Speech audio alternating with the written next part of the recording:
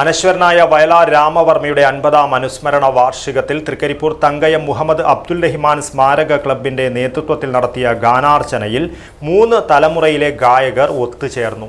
ഗാനഗന്ധർവൻ doctor KJ. യേശുദാസിന് ദേശീയ പുരസ്കാരം നേടിക്കൊടുത്ത മനുഷ്യൻ മതങ്ങളെ സൃഷ്ടിച്ചു എന്ന ഗാനം മുതൽ ലതാ മങ്കേഷ്കർ ആലപിച്ച കദളി കൺകദളി വരെ 15-ൽ പരം പാട്ടുകളാണ് ആലപിച്ചത്. അത്യാധുനികവും ലോക നിലവാരവുമുള്ള ഫർണിച്ചറുകൾ വമ്പിച്ച വിലക്കുറവിൽ നിങ്ങളുടെ വീട്ടിലേക്ക് എത്തിച്ചു നൽകുന്നു. ബെഡ്റൂമോ, ലിവിംഗ് റൂമോ, ഓഫീസോ, സ്റ്റുഡിയോയോ ഏതൊന്നിനെയും ഭംഗിയാക്കാൻ ആർട്ടിക് ഫർണിച്ചർ ഇന്ന് തന്നെ സന്ദർശിക്കൂ. Arctic furniture, Kasaragod, Uppala, Mangalore, Kanhangad, Vadakara.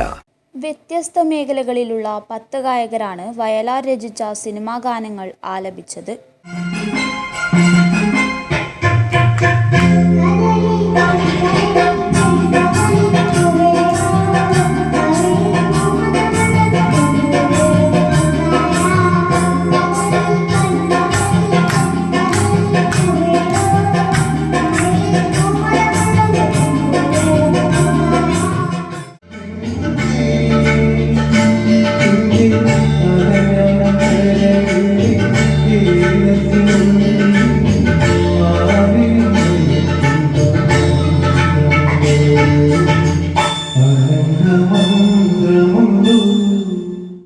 M വായനശാലയിൽ നടന്ന വയലാർ അനുസ്മരണവും ഗ്രന്ഥശാലാ സംഘം സർഗോത്സവ വിജയികൾക്കുള്ള അനുമോദനവും പഞ്ചായത്ത് നേതൃസമിതി കൺവീനർ വി.കെ. രതീശൻ ഉദ്ഘാടനം ചെയ്തു.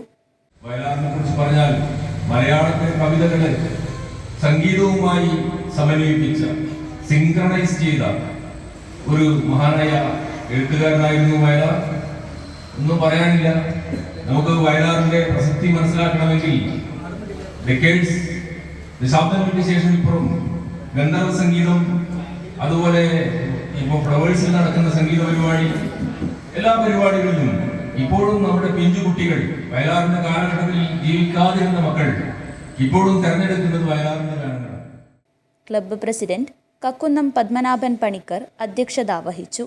Secretary K V. മനോജ്, ഗ്രന്ഥാലയം president V. Pavithran master, secretary A. Savitha എന്നിവർ സംസാരിച്ചു.